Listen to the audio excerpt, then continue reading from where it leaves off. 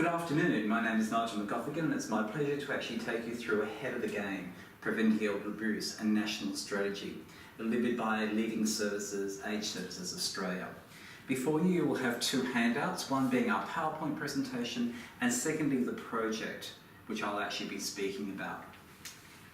Today we're actually talking about a project and delivery of a project. Our purpose is to develop a national training resource and content for a consistent delivery of outcomes for age service providers and care recipients. Today we're actually going to go through why we actually have to have this structure, secondly the development of that structure, thirdly that process around the issues of why we develop such a project. We'll then actually look at some of the complications in that project, and we're going to actually have a look at the resources and the development, and finally we'll look at the costings and the reason why elder abuse is such a big thing in Australia at this present time. The reason why we developed as a group Ahead of the Game is to develop a national training resource for the prevention and recognition of management of elder abuse. We're creating a consistent delivery of outcomes for aged care services, providers and care recipients. The reason why we've developed such a strategy, as you can actually see in terms of the statistics, our statistics actually come from the Department of Health on the report of the operation of aged care in 2015 and 2016. What I want to draw your attention to is the number of abusers as opposed to the number of people who are in care. At the moment, there are 2,862 reportable assaults. That means that we are looking after 234,931 people who are receiving treatment at this particular time. What that means is we are talking about a very small fraction of people, 1.2% of our population, who are abused.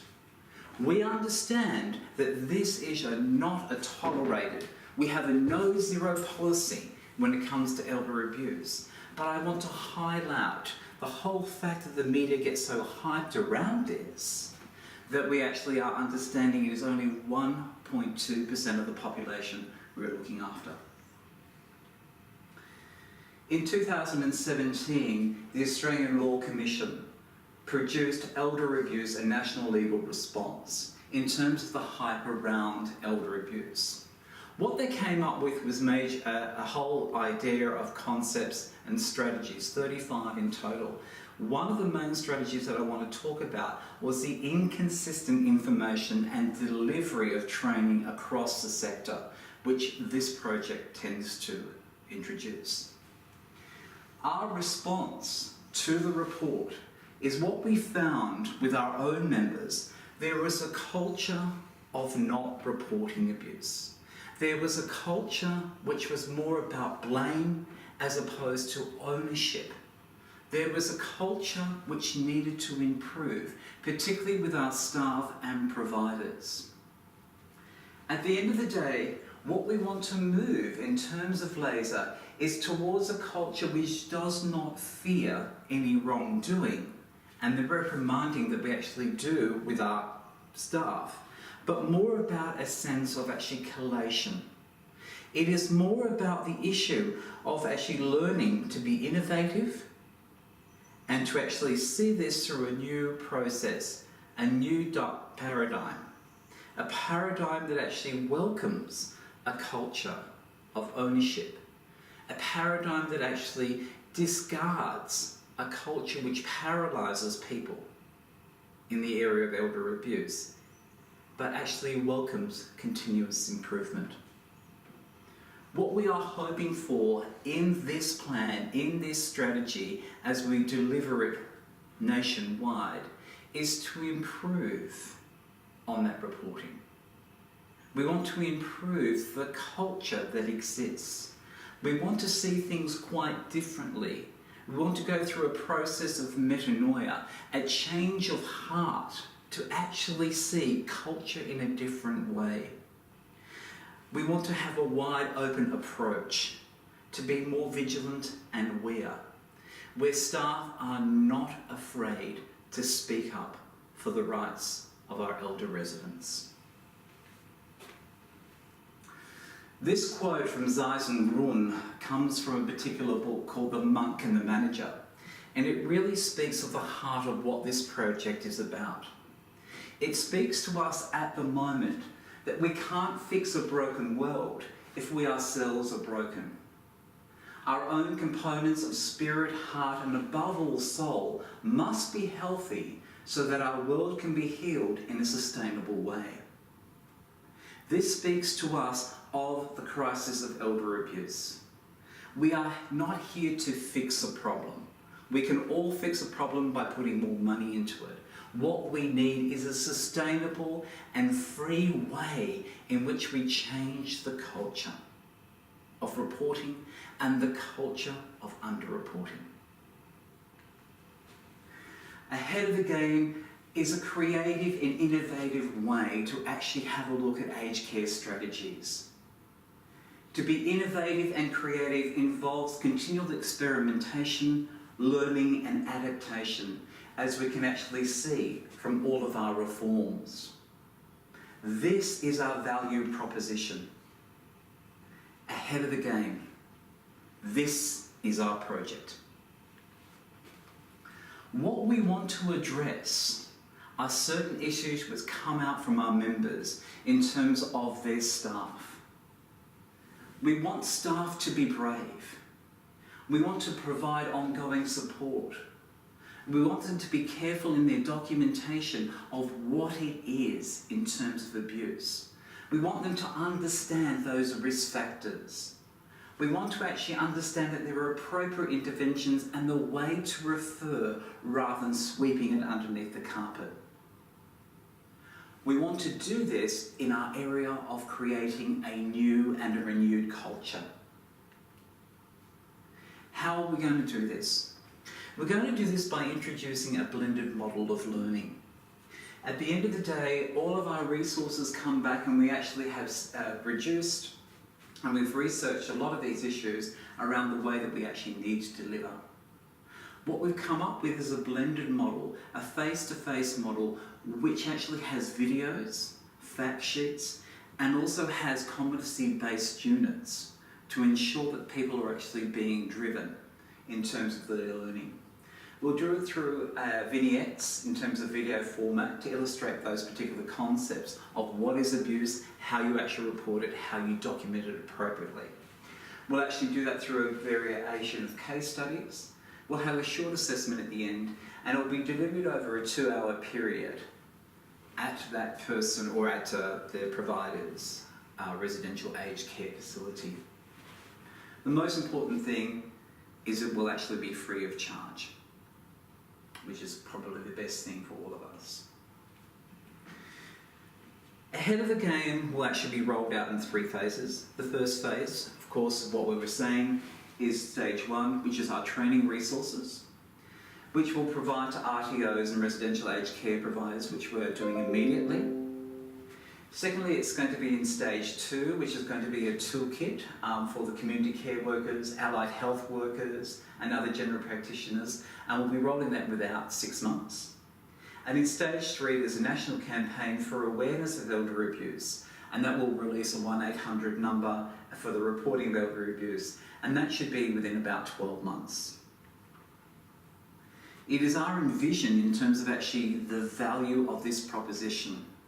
People often talk about the investment on return. What am I only get? What will I get if I actually put money into this project? My question is, how much do you value? How much do you value a life? What we are looking at in terms of abuse is that life is being taken away. The rights of the person are fundamental and being taken away. How can you put a value on that? With the amount of scarce resources that we do have, our option is to live in that balance between reflection and action. What this means to us is that what we are seeking is to do whatever the need is, and we actually seek to be present in that need.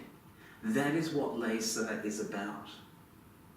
We cannot and we will not turn away from this issue of abuse. We must do something about it immediately, regardless of cost. Currently, we have funding from the three peak bodies, ourselves, Laser, Leading Age Services Australia. We actually have funding as well from the Age and Community Services Australia, and we also have funding from the Age Guild. These are our three peak bodies in Australia which look after the services and the providers and the care recipients.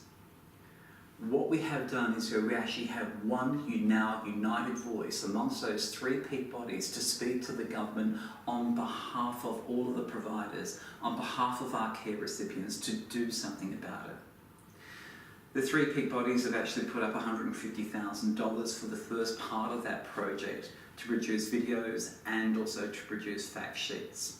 And we're well on the way in terms of that, which you can actually see in your handouts. Parts 2 and Part 3 of the rollout is about our National Initiative Program. We estimate about $119.5 million over that 4-year period. We'll actually be asking the Department of Human Services for Stage 2 and Stage 3.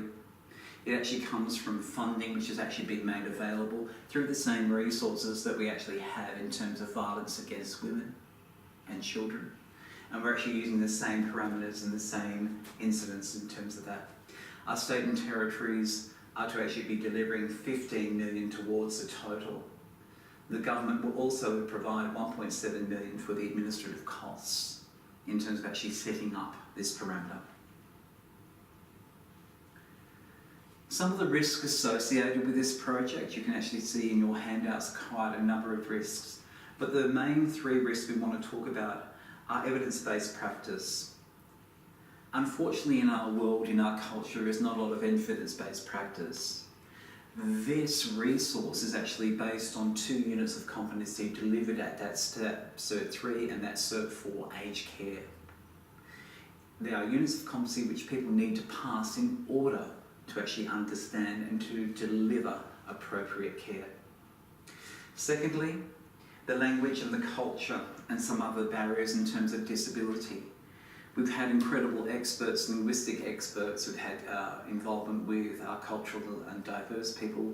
We've actually had discussions with our disability fraternity in creating a resource which actually speaks to those people, in creating ways of actually controlled and plain English so that most people actually understand. However, one of the risks would actually be the fact that people do not understand that information, and that will actually be up to the RTO and to the provider to follow through. The most important one, I actually believe, is that we roll out all of this wonderful stuff, but it doesn't speak to the worker on the floor. We must have wonderful based processes. We must speak their language and speak to them from that worker's point of view. That is the key. And sometimes afraid in education, we don't get that. So the recommendations, we want to develop a national standardised elder abuse training package. We want to further research into the budgeting for this project. We want strategic alignment in terms of actually looking at other industries, other peak bodies. We want to have a look at rolling this out also in terms of tertiary education to our universities and to particularly undergraduates, looking at that process of working in aged care. We also want to actually put it out to GPs and to our primary network to ensure that we actually have good strategic alignment. In doing so, we actually believe that we have what we call differentiation in the market, that we are not just another project on elder abuse. This one is about changing the culture, changing culture for longevity, changing culture for sustainability, changing culture in the process to need for our residents and clients. And the last one is actually formulating that true response to ending elder abuse. So in summary, this project is designed to address the needs of the current and the future workforce and who are seeking further training and to be equipped with the skills to support older Australians who are at risk of being abused. our project aims to be consistent in its mandatory training outcomes, to provide easy and concise information, and it is proposed that this project, the first part anyway, will be short training videos of 10 to 15 minutes. It will be delivered over a 2-hour period with written fact sheets, and it is actually based on competency-based assessments. Any questions? Thank you for coming this afternoon.